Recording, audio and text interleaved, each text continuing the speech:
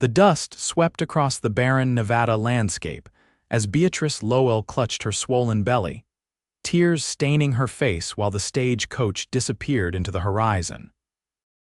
Abandoned and 7 months pregnant in the unforgiving territory of Las Vegas in 1875, she had nowhere to turn and no one to trust.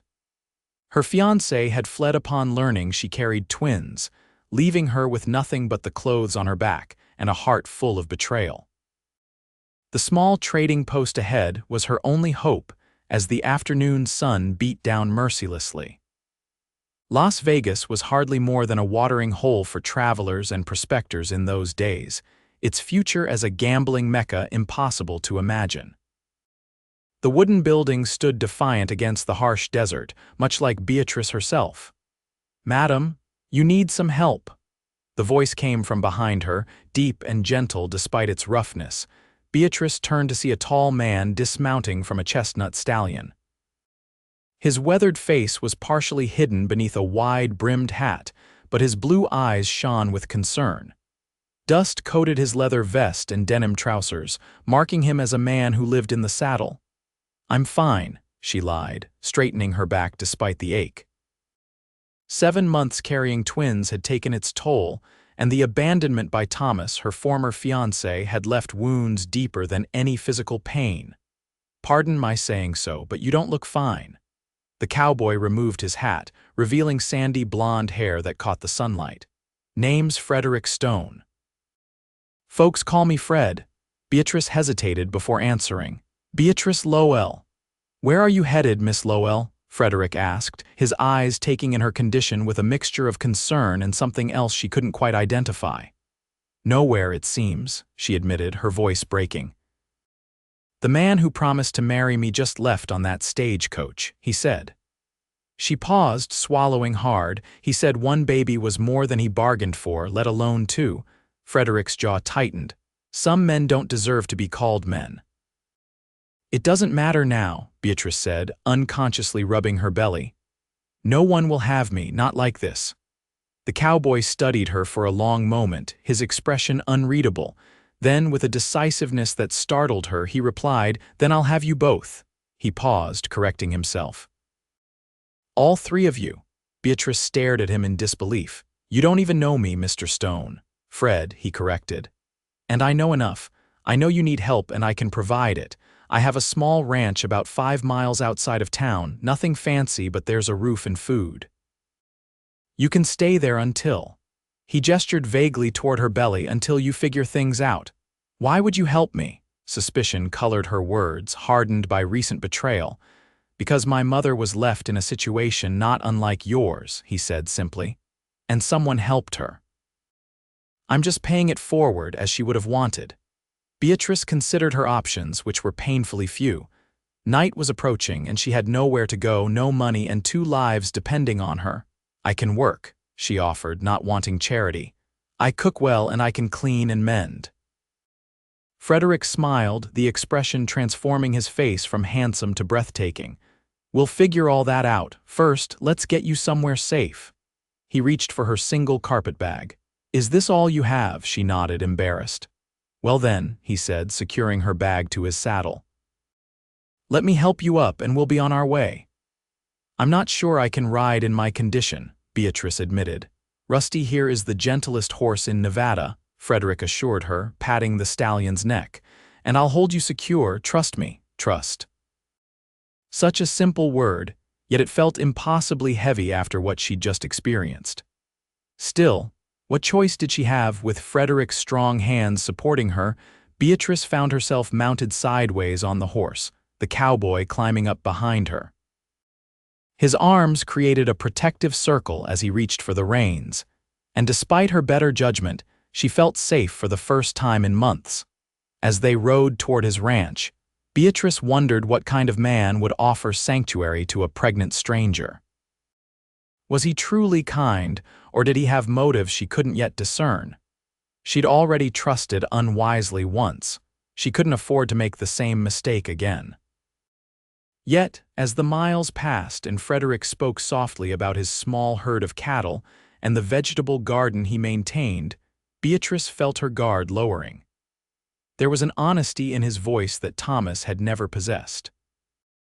The Stone Ranch appeared as the sun began to set, a modest but well-maintained cabin with a small barn and corral. Smoke rose from the chimney, indicating someone was home. "My ranch hand, Miguel, must have started dinner," Frederick explained, helping her dismount carefully. "He's a good man. Been with me 5 years now." The door to the cabin opened, and an older Mexican man appeared, his eyebrows rising at the sight of Beatrice. "Miguel, this is Miss Lowell. She'll be staying with us for a while," Frederick said, his tone brooking no argument. Miguel nodded respectfully. "Señorita." "Welcome. I have made stew." The simple acceptance in the man's eyes nearly brought Beatrice to tears again. She had expected judgment but found only kindness. Inside, the cabin was surprisingly neat for a bachelor's dwelling. A main room served as kitchen and living area with 2 doors leading to what she presumed were bedrooms. "You'll take my room," Frederick said, gesturing to one of the doors. "I'll bunk with Miguel in the 2nd bedroom." "I couldn't," Beatrice began to protest. "You can and you will," Frederick interrupted firmly. "You need proper rest." After a hearty meal of rabbit stew and cornbread, Beatrice found herself in Frederick's room, which he had vacated with quiet efficiency. The bed was comfortable, with clean sheets that smelled of sunshine. On the bedside table sat a framed photograph of a woman with Frederick's eyes and smile. His mother, she assumed. Despite her exhaustion, sleep eluded her. The babies were active, kicking as if to remind her they were there, depending on her. Tears slipped from her eyes as she wondered how she had ended up here in a stranger's bed with nowhere to call home. A soft knock at the door startled her. "Miss Lowell, are you all right?" Frederick's voice was concerned. "Yes," she called, hastily wiping her tears. "Just having trouble sleeping." The door remained closed, but his voice came through clearly. "My mother used to say that babies can sense their mother's thoughts. If you're worried, they're worried too." Beatrice smiled despite herself. "Your mother sounds like she was a wise woman." "The wisest," he agreed. "She also said that tomorrow is another day and problems have a way of seeming smaller in the morning light." "I hope she's right about that," Beatrice whispered. "Try to rest," Frederick said. "You're safe here." As his footsteps retreated, Beatrice placed her hands on her belly, feeling the movement within.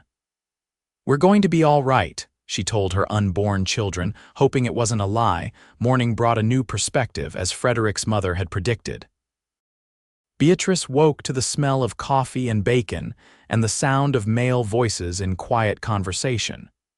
She dressed quickly in her second-hand gown, painfully aware of how shabby she must look. When she emerged from the bedroom, both men stood respectfully. Miguel nodded before excusing himself to tend to the animals, while Frederick pulled out a chair for her at the small table. "I hope you slept well," he said, placing a plate of eggs and bacon before her. "Better than I expected," she admitted. "Thank you for your hospitality, Mr. Stone." "Fred," he reminded her, "and it's no trouble." He hesitated, then sat across from her.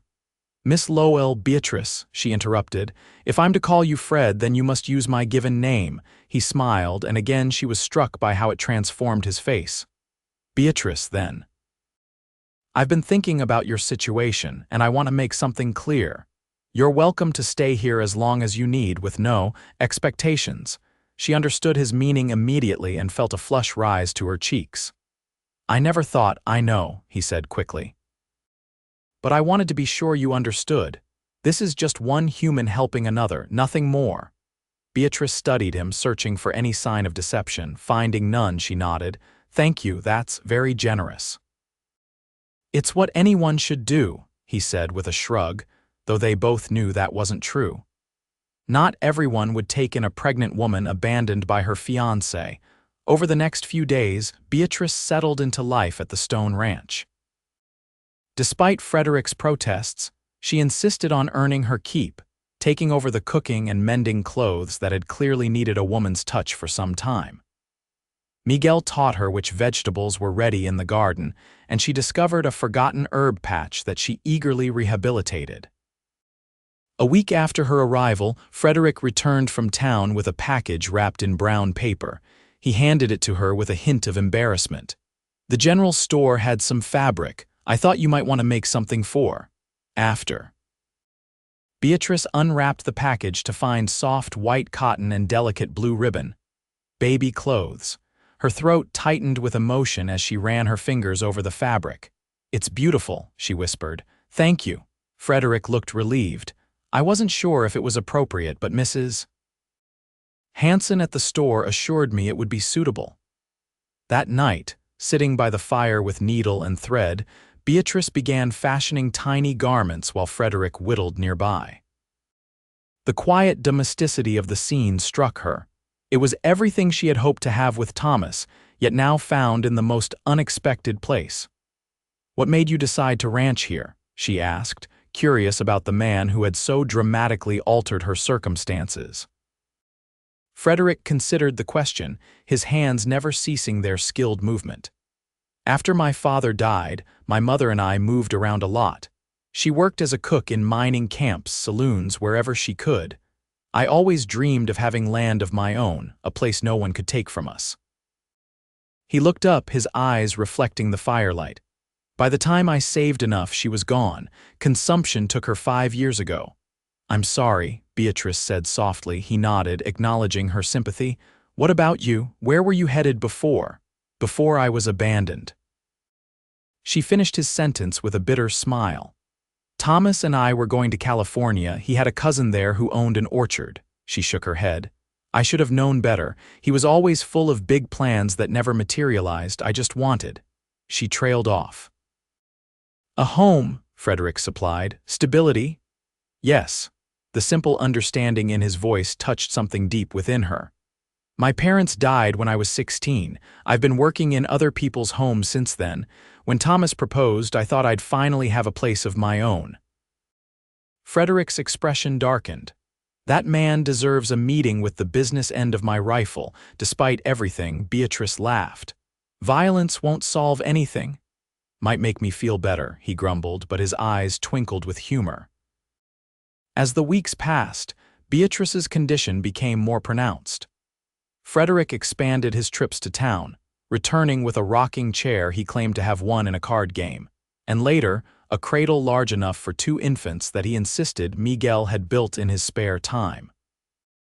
Beatrice saw through these gentle deceptions, but accepted the gifts with grace, recognizing them for what they were: gestures of care from a man who was increasingly becoming important to her. One evening, as she sat on the porch watching the sunset, Frederick joined her, his presence as comfortable as a favorite blanket.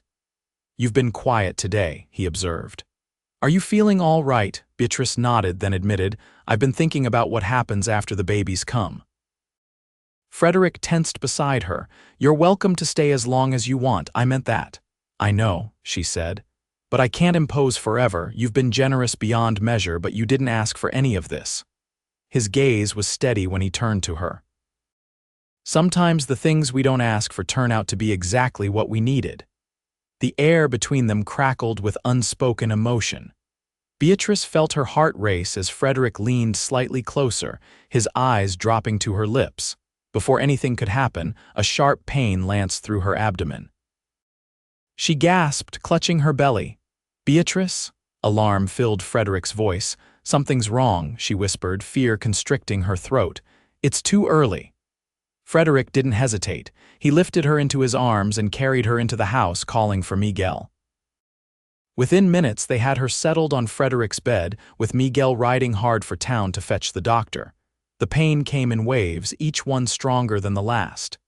Beatrice gripped Frederick's hand, terror in her eyes. "It's too soon," she repeated. "They need more time." "They're going to be fine," Frederick assured her, though worry lined his face. "You're strong and they will be too." The doctor, a grizzled man named Hollister, arrived an hour later, his assessment grim. "Twins often come early," he explained, examining Beatrice. "But 7.5 months is pushing it. We'll do what we can." What followed was the most harrowing night of Beatrice's life. The pain was excruciating, the fear overwhelming. Through it all, Frederick remained by her side, wiping her brow, holding her hand, and murmuring encouragements. Near dawn, after hours of labor, the first baby arrived, a tiny boy with a shock of dark hair and a lusty cry that belied his small size. "He's a fighter," Dr. Hollister said approvingly, handing the swaddled infant to Frederick while he prepared for the second birth. Frederick stood frozen, staring at the small life in his arms with a mixture of awe and terror. Then, as if sensing Beatrice watching him, he moved to her side, gently placing the baby where she could see him. "Hello, little one," she whispered, touching her son's cheek with a trembling finger. The connection was immediate and overwhelming, a love so fierce it took her breath away. The moment was broken by another contraction, signaling the imminent arrival of the second twin. This birth was faster but no less intense.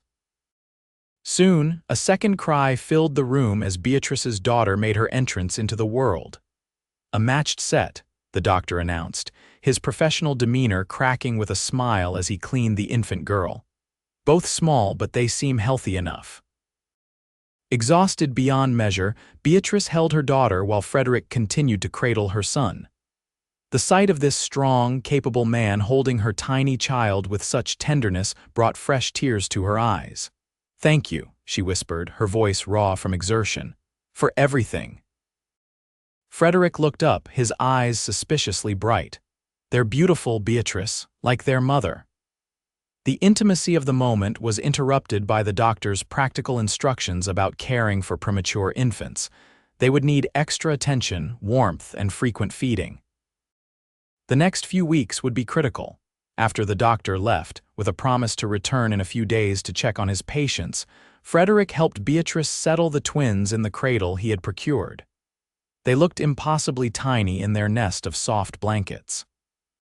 "They need names," Frederick said softly, standing beside her as they watched the sleeping infants. Beatrice had thought about names during her pregnancy but had made no firm decisions. Now, looking at these perfect little beings who had come into the world against such odds, she knew.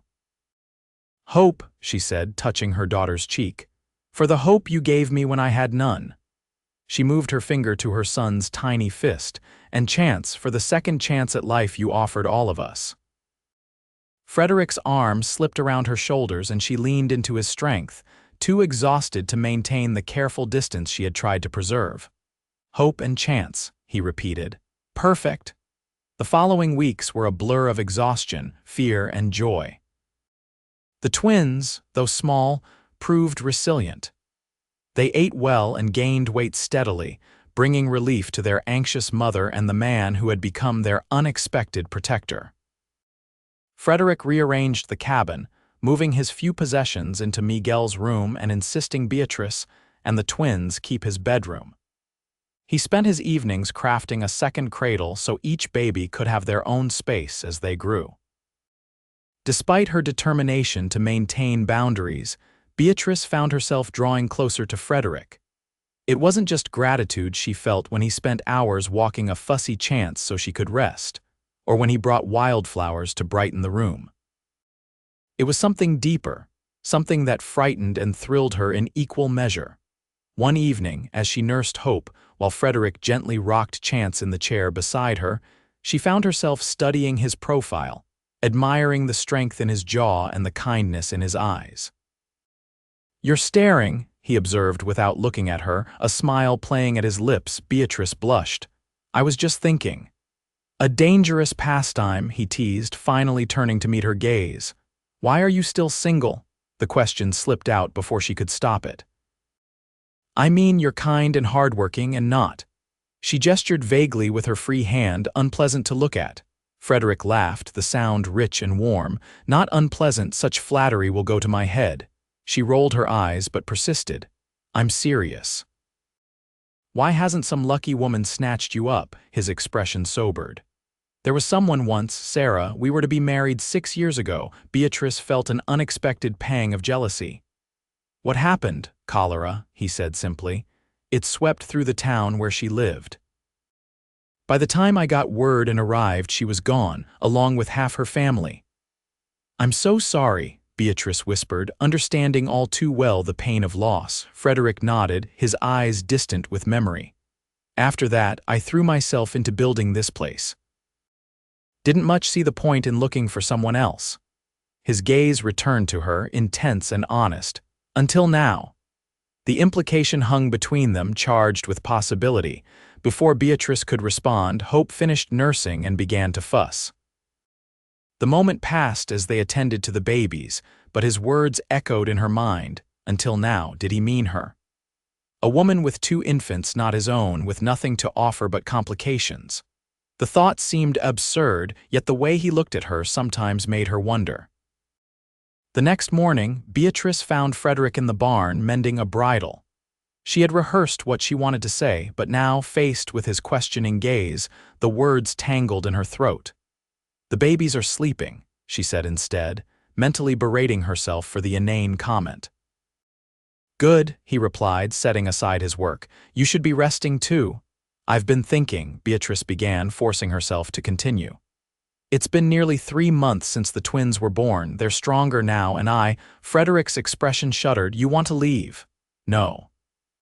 The vehemence of her response surprised them both.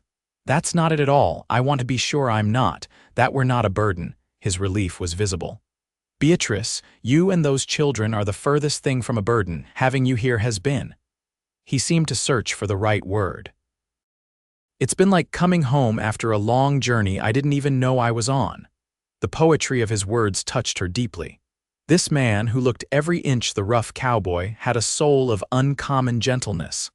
"I feel the same," she admitted quietly, "but I need to know what happens next." "What we are to each other." Frederick stepped closer, his eyes never leaving hers. "What do you want us to be?" It was a fair question, but one she found difficult to answer.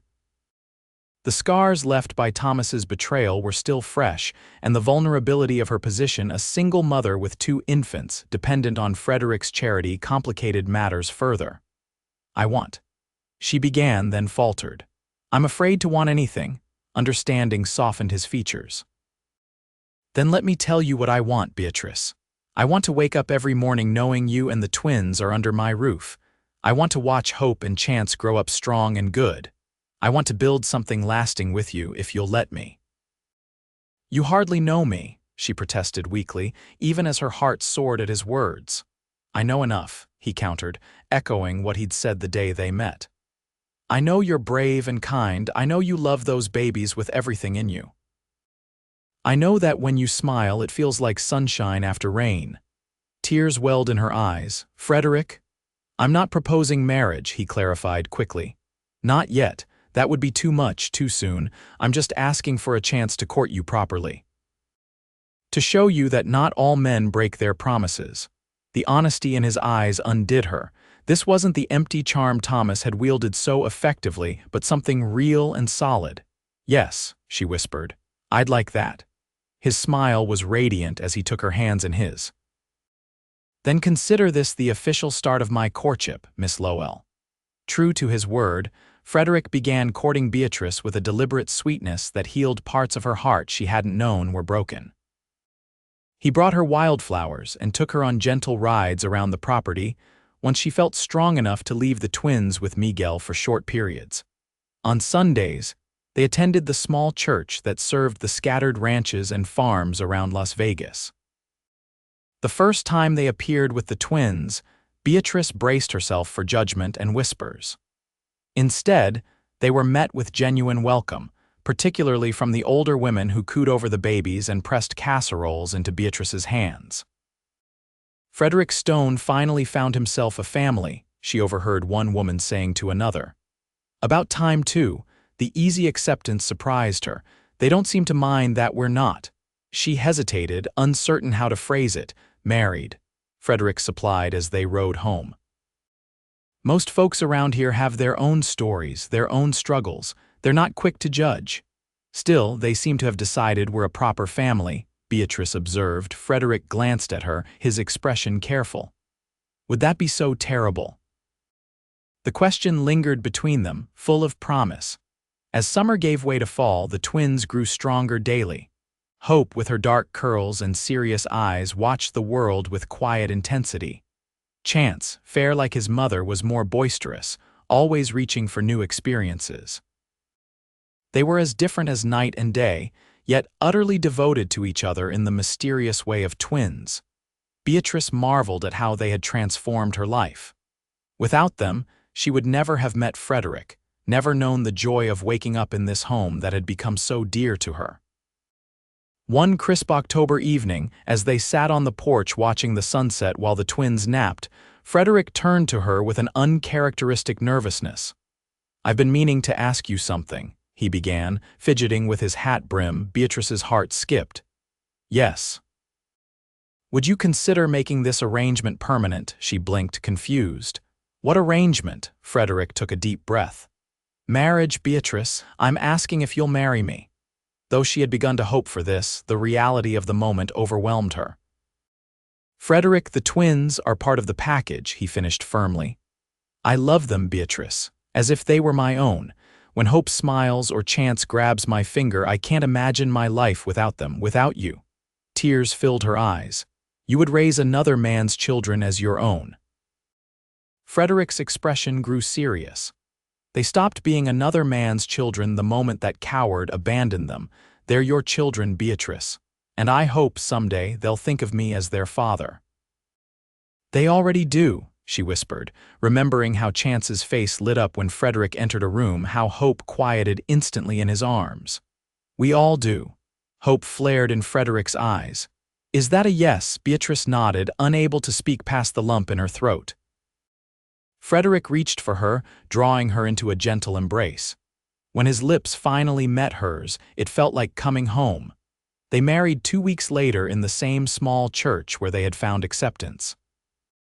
The ceremony was simple but meaningful, with Miguel standing proudly as Frederick's best man, and Mrs. Hanson, the kindly shopkeeper who had helped with the baby clothes, attending to Beatrice. The twins, now 5 months old and dressed in their finest, were passed among the attendees, who showered them with affection and small gifts. Beatrice, wearing a modest blue dress that Frederick had insisted on buying new for the occasion, felt a happiness she had never thought possible. When the preacher pronounced them husband and wife, Frederick kissed her with a tenderness that brought tears to her eyes. This was what love should be.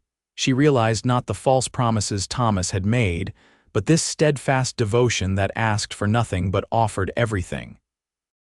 That night, after settling the twins in their cradles, Beatrice faced her new husband with a mixture of nervousness and anticipation. Though they had lived under the same roof for months, this intimacy was new territory. Frederick seemed to understand her apprehension. "We have all the time in the world," he assured her, taking her hands in his. "I'm not going anywhere." His patience and gentleness overwhelmed her. This man, who could have had any woman, had chosen her with all her complications and responsibilities. The realization broke something open inside her, releasing the last of her reserves.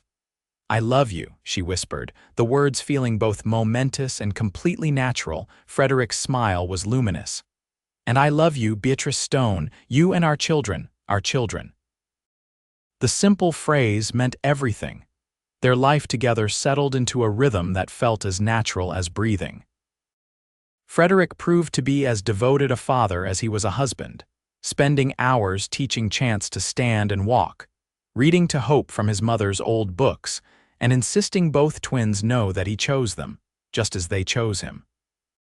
By the time the twins celebrated their first birthday, the Stone Ranch had prospered under the care of its expanded family. Frederick's small herd had grown, and Beatrice's garden yielded enough vegetables to sell the excess in town. They even hired a second ranch hand, a young man named David who had a way with horses. Life wasn't without challenges. There were difficult times: a drought that threatened their water supply, a fever that swept through the house affecting everyone except Frederick, who tended them tirelessly. But through it all, they faced each obstacle together, their bond strengthening with each trial overcome. On a warm spring evening, as they sat on the porch watching the twins chase fireflies under Miguel's watchful eye, Beatrice turned to her husband with a smile. "I have something to tell you," she said, taking his hand. Frederick raised an eyebrow. "Should I be worried?" She shook her head, placing his palm against her abdomen. "Not unless the thought of another child concerns you." His eyes widened, then filled with wonder. "Truly." "The doctor confirmed it yesterday," she nodded, joy bubbling through her. "We're having a baby. One this time, he thinks." Frederick whooped, lifting her from the chair and spinning her around carefully. "Another child," he marveled. "Our child." The emphasis on "our" wasn't lost on Beatrice. "The twins are ours too," she reminded him gently, "in every way that matters." "Of course they are," he agreed instantly. "But this little one." He touched her still flat stomach reverently. "This one will be part of both of us, a symbol of what we've built together." 7 months later, Samuel Frederick Stone entered the world, a robust boy with his father's eyes and his mother's determined nature. The twins, now just past 2 years old, were fascinated by their new brother, treating him with a solemn care that made the adults hide smiles.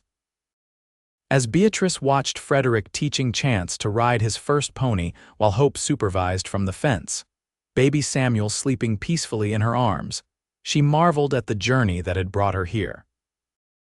The abandonment that had seemed like the end of her world had been merely the beginning of something far more beautiful than she could have imagined. That evening, after the children were asleep, she found Frederick on the porch, staring at the stars. She joined him, settling comfortably against his side as his arm wrapped around her. "Happy?" he asked, kissing the top of her head. "More than I knew was possible," she admitted. "Do you ever think about that day when we met?" Frederick nodded thoughtfully. "Often. I thank God for putting me in your path. When I said no one would have me," she remembered, "you said you'd have us both, and you did. You took us all in." "Best decision I ever made," Frederick said simply, "though I got more than I bargained for with twins." Beatrice laughed softly. "And now there's Samuel too. And maybe more someday," he suggested, his voice warm with possibility, "if you're willing." She tilted her face up to his, love overflowing in her heart. "I'd be willing to face anything with you, Frederick Stone." His kiss was a promise, a confirmation of all they had built and all that was yet to come. From the most desperate moment of her life had sprung this abundant joy, a family forged not by blood but by choice, by a love that saw value where others saw only burden. As the years passed, the Stone family continued to grow in both size and happiness. 2 more children joined the family: Elizabeth, who arrived 2 years after Samuel, and Joseph, who completed their family 3 years later. The twins, though not biologically Frederick's, were unquestionably his children in heart and spirit. When they were old enough to understand, Beatrice and Frederick told them the truth of their birth, emphasizing that families are made by love, not merely by blood. Hope and Chance accepted this with the resilience of children who had never known anything but unconditional love and security. As Las Vegas grew from a small outpost to a burgeoning town, the Stone Ranch flourished as well. Frederick's business acumen and Beatrice's practicality resulted in a prosperous enterprise that provided well for their 5 children. The small cabin expanded into a proper ranch house with rooms for everyone and space to gather as a family. On their 20th wedding anniversary, Frederick surprised Beatrice with a locket containing miniature portraits of all their children. As she fastened it around her neck, tears of gratitude filled her eyes. "When I think of how close I came to missing this life," she whispered. "If you hadn't been there that day." Frederick shook his head, taking her hands in his. "But I was there, and I always will be, Beatrice. That's a promise I made 20 years ago, and it's one I intend to keep for at least 20 more. "Only 20, she teased through her tears. "Well," he amended with a grin, "let's start with 20 and see how we feel then." As they sealed this renewed promise with a kiss, Beatrice reflected on the journey that had brought them here. From a moment of desperate abandonment had come this rich tapestry of love, family, and belonging. The cowboy who had once offered to have both her and her unborn child had given her so much more: a lifetime of love, security, and the knowledge that sometimes, The most painful endings lead to the most beautiful beginnings. That night, surrounded by their children and the life they had built together, Beatrice and Frederick Stone knew with absolute certainty that they had found their true home not in a place, but in each other.